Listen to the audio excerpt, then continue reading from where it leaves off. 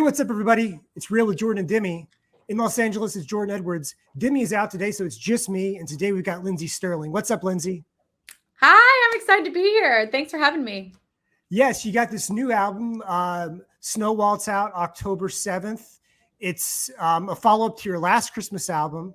So my first question is, when you're making a second holiday album, what direction do you go? How do you change it up to where it's like worth making a second one, you know? Right? I know. I had the same thought as I was starting. But my first Christmas album, I feel like I almost use it as an excuse to kind of depart from my very like Lindsey Stirling style. And I leaned more into like what traditional Christmas is. Like I had some big band songs on there. And with this album, I was like, I want to just take a straight up like me approach to it. And so this Christmas album is much more of the like whimsical fantasy style that is present in my original albums. And also there's just such a fun repertoire of endless songs to choose from for Christmas. And so there was a lot of songs I wanted to put on my first album that I just didn't have room for. And so it was great to get to revisit Christmas time, make a second album full of all new songs in my style. And the lead single, this Ice Storm song, is a really cool, like you were talking about, that sort of whimsical, a little bit darker sounding than a lot of Christmas songs. And you've got this really cool animated video for it. We don't get the traditional Lindsey Stirling violin choreography, epic movement kind of thing. We have a cartoon. So tell us about the decision to make that video. Well, actually, you'll be fascinated to know it was actually all made out of paper. It's not animated. Which I thought was really cool. These guys, actually cut out and make out of paper all of those scenes and then stop animation it. That seemed like a fun way to like give a soft launch to the album because I'm going to do plenty of the more like Lindsey Stirling dancing around in the forest and all that stuff, and then some of the more stylized like storytelling videos. Those are definitely coming, but it seems so early to like do a full-on Christmas video when it pre-launched in like July or August, whenever that happened. So right.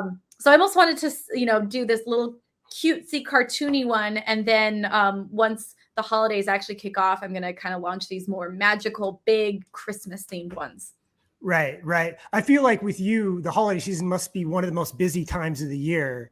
And your family must just kind of get used to the idea that you're going to be doing shows, you're going to be doing tours, you're going to be doing TV appearances. So just get used to it. You're not going to see a lot of Lindsey for the next month and a half or something.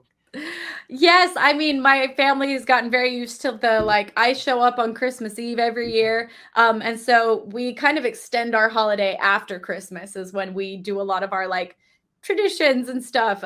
They're so kind to do that for me so that I can feel a part of all of it. Yeah. It's kind of like when you have a birthday around Christmas and you do like the extra gift exchange or something. Right. I want to talk not just about the whole Christmas thing, but even the style that, Ice Dance has kind of more rock and roll, almost like heavy metal drums on it. And I think a lot of fans expect more electronic, dancey, sort of dubsteppy sort of beats. When, think about like not just last Christmas album, but your last album, Artemis, was more electronic. So where did this kind of heavy metal drum thing come from?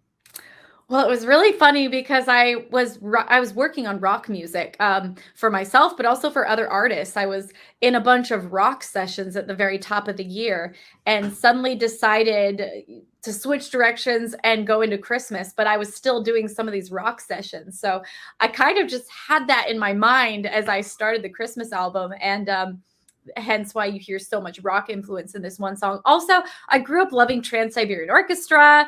And so this particular song, I feel like was a little bit of a hat nod to my buddies at TSO. And this was definitely the most rock driven song on the album. A lot of the other ones feel a little more of the whimsical and a little bit more of the orchestral or electronic direction. But this one was just a super fun, like, in other words, don't get stuck on the sound of the lead single. It's a little bit of a red herring. Yeah. Okay. I know I was a little bit worried that people might think that was the whole album. Cause I was like, this one is a little bit of a left of center from the rest of the music, but it's still fun. Yeah. I want to I'm sure you've told origin stories over and over again, but what I'm interested most about you, I don't want to hear about, playing violin when you're a kid. Everyone has a story about their parents gave them a violin, blah, blah. But I want to know, at what point did you realize that I'm not going to be just a normal string player? I'm going to incorporate movement. I'm going to incorporate different styles of music. I want to be a different kind of violinist. When did that happen? I was a senior in high school and I heard about this pageant. At the time it was called the Junior Miss Pageant. Now they call it the Distinguished Young Women Award, but it's an ongoing pageant for senior girls. And you have to do the poise category where you walk in an evening gown, like you have to have a talent, you have to do an interview portion where you so it's pretty much, it's a very straight up pageant. But I needed money for college and it was very not my thing to do a pageant, but I knew you could win scholarship money. And so I did it. And as I was getting ready for it, I was going to play a classical piece because that's what I did. I was a classical violinist, but there was like 6 violinists in the competition and we were all going to play concertos for our talent. And I just thought to myself, well, gosh, like, how am I going to stand out? Like, I play about the same as these other girls. And so what, I was talking to my mom one night and I was like, I wish I could make it fun. And she goes, well, make it fun then. And, it really occurred to me. And I had played in a rock band a little bit. So I ended up writing this rock version of a violin song, completely original little song, the first original song I'd ever written. And I choreographed that I was going to like kind of jump around the stage while I played it, almost more for humor than cool factor. It was more like a humorous little rock song. But when I performed it, the audience went so nuts for it. And it was the first time I really felt like I had fun performing. I had impressed people before. I'd been proud of performances before as a classical violinist, but this was the first time I felt like I truly entertained people. And that was a magnetic feeling that I was like, wow, I got to figure out how to do that again because it was magical. And that was kind of the beginning of it. Wow. So were your parents, so I know that the YouTube was a big thing for you early on. Yeah. You were kind of an early YouTube person. Yeah, I was. When did that go from something fun to like post my videos on to like, oh, this is a real deal. This is a career. This is the direction I want to go in. Yeah, it was kind of like a slow burn process. I didn't really understand what YouTube was in the beginning. I didn't realize that you had your own channel and that you could have followers on it. Social media was also new at that point. Right. And so I actually posted one video only because I wanted to get on the Ellen DeGeneres show. And when I told them what I did, like there was a contact us section of her website. I told them what I did and they're like, well, post a video on this site and then send us a link. So I posted this video to YouTube and it got, at the time, this was a lot. It got like 400,000 views very quickly, which, like I said, that was a lot back then in like 2007. And I didn't know what to do with it, though. I was like, wow, a lot of people watched it. Cool. What does that mean? And it wasn't till years later, this little video sat there, just kept gearing up views. And years later, I met someone who introduced himself to me as, I'm a YouTuber. And I was like, oh, that's a thing. What do you mean? Like you post cat videos all the time? I didn't understand. Yeah. And anyways, he ended up teaching me. His name's Devin Graham. He still does it.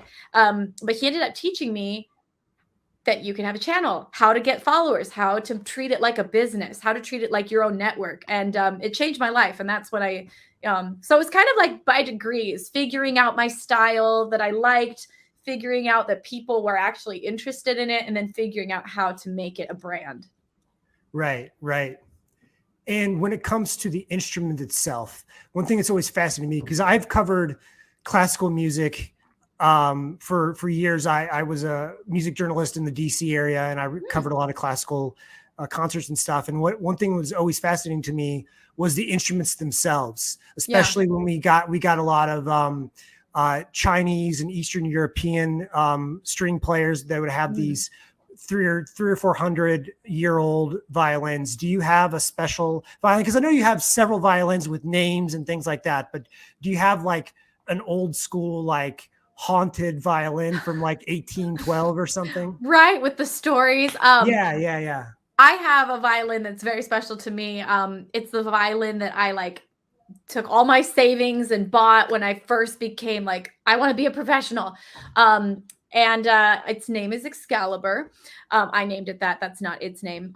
But it's an old, like it's over 100 years old, German-made violin. And I always love to think of violins almost like Harry Potter wands. You know, it's like you go in a shop and you try out all these violins until one speaks to you and you create magic. And that's how I felt when I went and found my violin.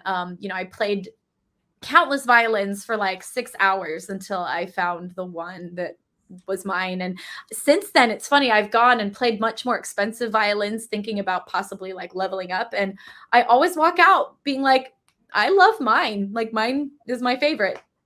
And is it the sound, not just the feel, but the sound of it? You like the sound of it? Yes, it's the sound. It's got this very rich, warm tone to it. It responds really well with microphones, which is a whole different thing. Certain violins sound better because they all have different frequencies, and mine just happens to record really nicely, as well as just have a nice warm. I like warmth. Yeah, well, it suits your style, I guess. Yeah. Yeah, and obviously your stage shows are a big part of your reputation and you as a performer. At the beginning, were your movements sort of improvised and then they got more sophisticated and you have choreographers? Or tell me about how the movement comes to be with your performances. Yeah. You know, when I first started out trying to move and play, everything had to be actually very choreographed because I could not, like, I didn't have the I guess the tool belt of natural movements that matched a violin in order to just be able to like improvise and do this, because I'd have to think too hard about the dancing. And then, you know, you actually cannot think about two things at once. They both have to be pretty seamless in order to multitask. And so yeah, in the beginning it was all very like, I know exactly where to step. I know exactly when to kick. I know exactly when to look at the audience and smile. It was all very curated, just because that's the only way I could perform. But it was all choreographed by me. So it was choreographed. It was more like moving around kind of gracefully on beat than dancing. And since then, I've now worked with choreographers. And so now it's just choreographed in a different way. It's very much me and dancers all moving in between each other. We've added some aerial work into the show again. So yeah, it's all pretty choreographed. But then when I'm on stage alone, I now have the ability to just kind of flow with it and do what I want. Yeah, that's totally not what I was thinking. I just assumed that you had kind of naturally started moving and then retroactively choreographed things. That's interesting to me that it was actually kind of the other way around. I was even when I was a kid, like classical violinists don't dance and play like while they play. However, they move and they emote when they play, and I could never do that. My teacher was always like, move a little bit, Lindsey, like emote the music, but I was literally like a statue. And so when I wanted to try to add movement, it was very much a choice and a conscious effort and very unnatural, and took a lot of like awkward training. Oh, interesting. Yeah. Good to know. That's a good behind the scenes kind of story there. Right. Yeah. Did you always like classical music, or did you always want to make something other than just Bach and Beethoven? I liked classical music almost because that's how I was raised on it. Like my parents loved classical music and they were always playing it in our home, and they would take us to like orchestra concerts in the park, and like it was just a big part of my life. And it's what made me want to play the violin when I was 6 years old, is I wanted to play that music that I was hearing. But as I got older, I just got really burnt out of it. And I think what burnt me out the most was the lack of the kind of creative expression that I needed. I was not finding. Like I am like 1,000% driven by creativity, by the idea that I can think something and make it happen and turn it into something new and mold it. And classical music, though, is very much you're valued based on how much you can regurgitate something that is dictated to you. Every note is told, you know, what one to play, how to play it, how short it should be, how long it should be, how aggressive it should be. Like everything is written out for you. And your job is to play it perfectly. And I just realized I was never going to be great at that. And so that's when I realized like I need to find a way to express, you know, my own ideas through this instrument. Rather than making me fit the violin, I had to make the violin fit me. And you were never tempted to just put it down and pick up a guitar and join a rock band? Oh, I was tempted for sure. But I think by the time I thought of that, the violin was so much a part of my identity. And I had, I was always Lindsey that played the violin, and Right. so I did consider quitting at one point, but also I had put so much work into it. Like I was just like, I don't want You to don't throw start it from all away just I because, don't want to yeah. start from square one again with something like, and the violin, I don't think I realized at the time that the violin is like one of the hardest instruments to learn. And so in my mind, if I was going to start at something, I was going to take like 10 years to get decent at it, because that's kind of what the violin is like. And I was like, I'm not investing another 10 years to become decent at something. I'm really good at this. There's a lot of crappy guitar players out there who kind of pass off in their rock bands. So, it's still an option down the road. I still could switch. Yeah, you still could switch or just kind of supplement it sometimes or something. Right. Yeah, exactly. Going back to, you mentioned that we mentioned that the Ice Storm song has more rock drums and that you listening to rock and all this stuff. And we didn't, let's talk about the Amy Lee collaboration that you did a while back. Really cool video, by the way. Thank you. Yeah. And if you're looking for a really good Lindsey Stirling cinematic video, go check out the Amy Lee collaboration. So how did this come together? Did you guys know each other ahead of time? Was it just, managers, communicating with each other? How did this work? I tell you, I manifested it years ago. I have been an Evanescence fan since I was, heard their song on the radio for the first time. I remember hearing My Immortal and being like, this is magic, and she inspired me a lot in the way that I have approached writing music, Evanescence and Amy Lee. And when I first started my path as a musician, I covered some of their songs. Then I wrote several songs and pitched them to their team, hoping she would sing them. And it was never the right time. And I was probably just too small of an artist at the time. I was baby. Yeah. And then years later, I don't even know if Amy knew that I had written songs for her. I bet it stopped at management. But then years later, I get the email that Amy Lee wants you to play on one of her songs. And that was like, oh my gosh. And so it's like, I manifested it. I put it out there. I dreamed and hoped for it. And then you're like, no, and then not anymore. You had your chance. Sorry. Imagine. But it was just like, it came to me in the most unexpected way. We ended up touring together, kind of based on that collaboration. We did a co-headline tour, which was just amazing. And then it was cool when I wrote Love Goes On and On. I was able to just call her up and say, Amy, I wrote a song and I think your voice would be perfect. And she said, absolutely. And so now we're friends, and it's, it's a really, they always say never meet your idols. And I am so lucky that I met mine, and she's the freaking coolest person on the planet. Yeah. Have you now that I'm sure you've met a lot of your idols. Have you found that that's pretty true, that most of them are actually pretty good people? I think honestly, most people are pretty good. You want to call anyone out who was a jerk? Just like someone from 2017. I met so-and-so at a show and they were, I could. Ooh, it's tempting. But you know what? Most people are surprised. Most people I think are pretty great, occasionally, you see someone on not a great day. And I always feel bad when, you hear stories about artists where, oh, I met them once and they were, but because you're like, everybody has bad days. I've had bad days. And, but yeah, most of the people I've met have been charming and lovely. And there's a reason they're successful. And it's because people want them around. Yeah. Speaking of collaboration, there on this upcoming album, you do have there's a lot of collaborations, and I understand that you have the song with David Archuleta that's really special to you. Can you explain what that's about?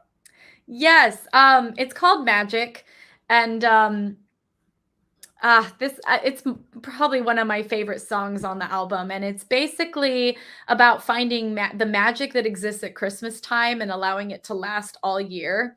But more importantly, I wrote it because of a conversation I'd actually had at church and a lesson we had where it talked about the difference between joy and happiness, and how happiness is based on circumstance, but joy is inner. Joy comes from within you, and it's something that can last even through adverse circumstances. It's not dependent upon situations or outside. It comes from inside. And there's a line in the song that says, "Who says there can't be joy when the lights go out?" And sorry, I'm going to get teared up here, but my dad passed away several years ago. And I remember one of the most like clarity moments I've ever had was as me and my sisters and my mom were all around his, his bed in the hospital as he was passing. And we decided that we would start to share good memories about him. We didn't even know if he could hear us anymore because he couldn't speak. And so we just started sharing funny stories and times of like joy. And before you knew it, we were all laughing and crying. And I was so aware at that moment that in spite of what I was losing in that moment, I was more grateful. I was more consumed with gratitude for what I had. And that was the love of a father for my entire life that raised me. And that became more powerful than the loss. Although I was still so sad and circumstantially devastated, I was filled with joy. And I you learn that emotions are complex and you can feel a lot of things at once as you grow up. So yeah, this idea that even through hard times, you can have gratitude, you can have joy. And I think that one of the times a year that's the most evident is Christmas. Wow. Thank you. Thank you for sharing that. I wasn't expecting that. But I really like when there's a true meaning behind something and not just, oh, I think it sounded good, Right. Yeah. Yeah. So let's lighten it up a little bit. Let's talk about Christmas songs in general. I'm interested in someone who both grew up with Christmas songs in the household. You mentioned going to church. Your faith is very important to you. And I'm sure you've heard many renditions of many Christmas songs over the years. So what are some of your favorites? What do you like, enjoy hearing, and where do you like, oh, that can stay away for another year? For me, a lot of times it's all about the arrangement, like there's certain classics, like Carol of the Bells is one of my favorites. That's why it was on my first Christmas album. And then Sleigh Ride is also one of my favorites, was why it's on this Christmas album. I couldn't figure it out for my last one, and I liked it too much to just throw on a rendition. So I saved it and I figured it out. I tried like 4 different arrangements and finally figured it out. So Sleigh Ride's one of my just favorite Christmas songs, probably because I'm a violinist and it's an instrumental jam. But also it's funny that on my Christmas album, I have a couple of songs that are not my favorite Christmas songs. And I did that purposefully because I thought I want to love this song and I'm going to force myself to make an arrangement that I would listen to, not to say that it's a bad song because countless people love them. But for example, say which ones those are off the I've never liked Little Drummer Boy, and I'm with you on that. I've just never heard a version I've ever liked. And so it was almost like a fun challenge to be like, I'm going to make an arrangement that I like. And if I don't make one I like, it won't go on the album. And one of the things I've always thought was funny about that song is it's about a drummer that gets to play for Christ, and he gets to give this gift of his instrument. And yet the drums are so uninspiring in that song. It's just tap, tap, tap, tap, tap, tap. And so in my version, I let my drummer record on it and we gave him this palette and I was like, I want you to go ham. And it, to me, feels like if I was a drummer and I got to give a gift to someone of music, this is what, and it goes big. And so it's like a very celebratory version of Little Drummer Boy that's anthemic, and it feels like you'd hear it at a festival. And so I don't know, it was a fun challenge to do that with a few songs. Same with Feliz Navidad. It's okay. It's not my favorite song. Yeah. I love the rendition I did with Mark Ballas for this song. It's very, you did in French. It's in Feliz Navidad. No, I'm just kidding. It's merci. I don't know. But it's very traditional sounding. Like we went very traditional flamenco, Spanish guitar with it. I don't know why no one's ever done that before, but they haven't. So we did. Yeah. I prefer the kind of darker, sort of ethereal Christmas songs, like What Child Is This and We Three Kings, the ones that are kind of like ominous and kind of, spooky, which is kind of weird for to like A Season of Joy, like No, spooky those are my sounding songs. favorites. Yeah. Like the kind of dark Christmas Right, ones. right. And I liked a lot of the stuff that when Sufjan Stevens did his like 7 Christmas albums, there are a lot of stuff on there. Like there's one called Coventry Carol, which is like an old sort of like spooky sort of, I like that kind of stuff.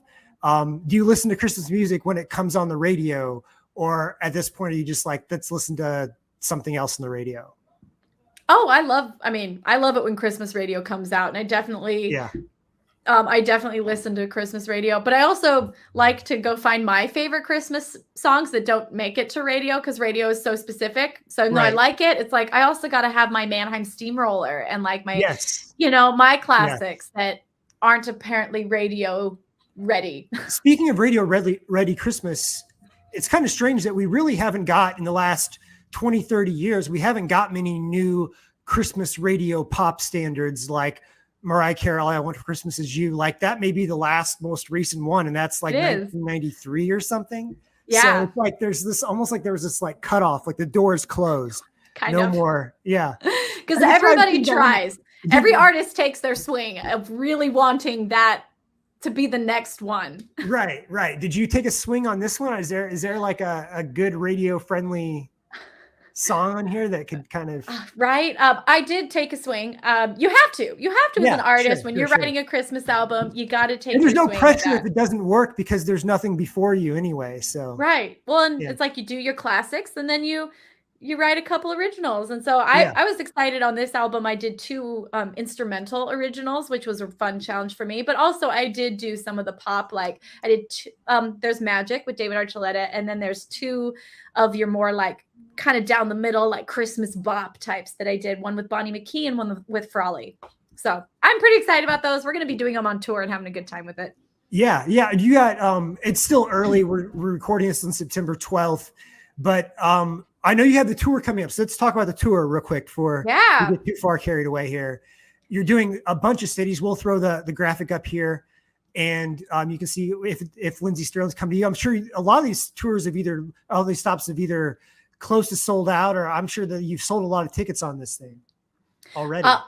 Well, the tickets just got announced today. So like they just went up. So I have no idea, but I mean, I guess when this comes out, they will have been up for a while. So that by now they're sold out. I said something. I thought they'd been out for a while. I was trying to hype you up. I was trying to be like, it's almost sold out. Go. So yes. So when you're listening to this, go to lindseysterling.com, or what's the best place for tickets? Yeah, lindseysterling.com. And hopefully by then there's only going to be a few seats left. Yes.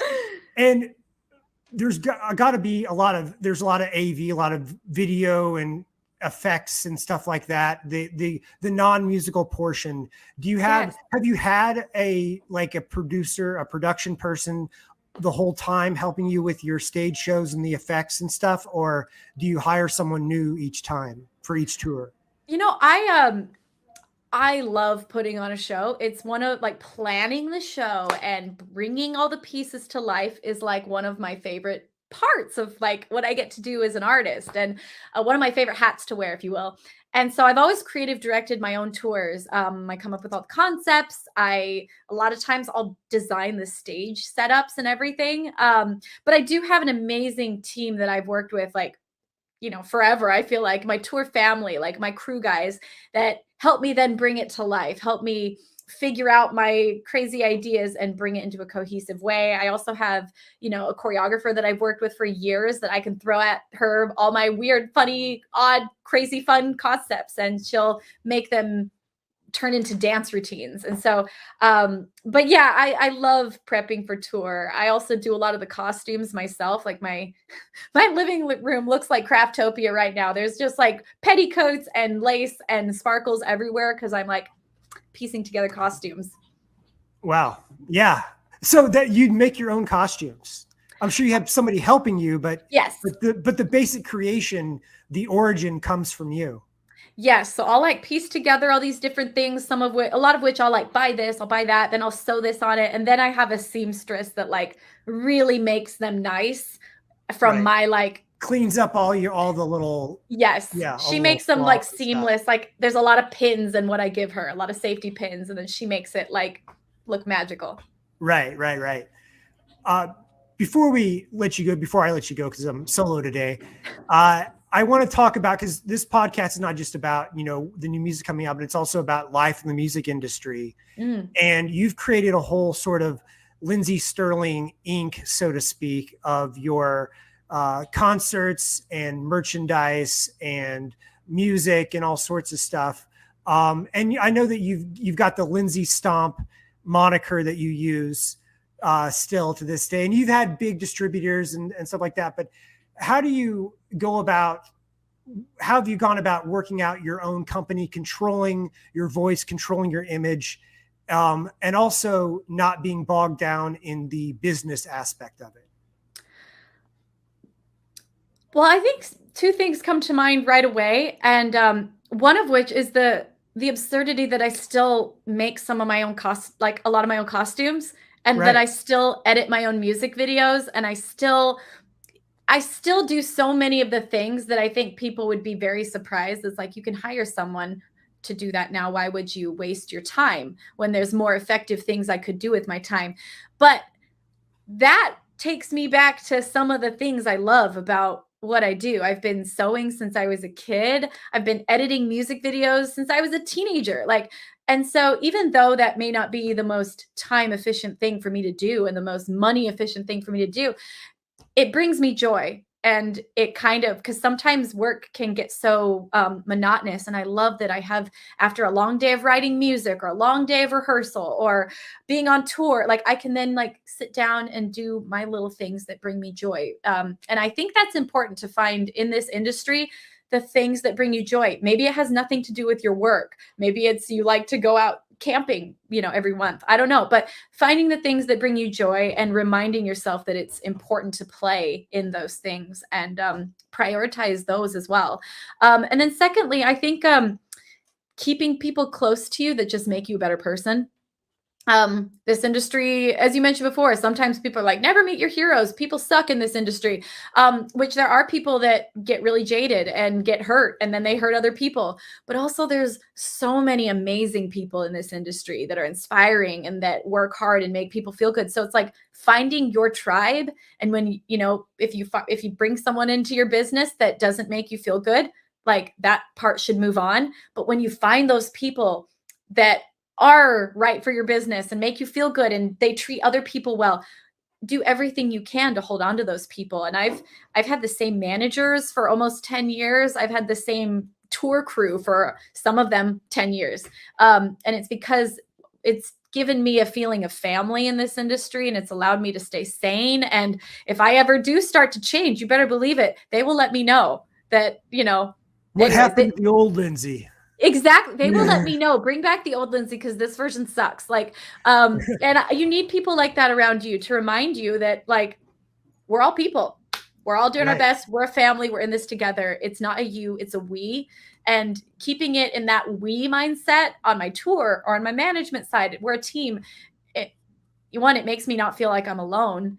And it makes everybody feel like they've got an ownership. And then because of that, we all work better together. I love it. I love the positivity. I love the energy. I love that you have worked out this perfect mix of homemade and professional all in one package. And congratulations on the album. And we look forward to you out on tour and on TV. Snow Waltz is out October 7th, I believe. So yes. Get that before Halloween, get in the spirit early. Woohoo! And check out Lindsey on all her social platforms. Thank you so much, Lindsey. Awesome. Thank you as well. Have a good one and Merry Christmas. Merry Christmas. All right. Bye-bye. Bye. That was Lindsey Stirling. The new album, Snow Waltz, is out October 7th. That'll be it for me. As always, go to popdust.com to check out past episodes and all the latest in pop culture and music news. And of course, go to Spotify and iHeartRadio to check out all our past episodes as well. So until next time, we'll see you later.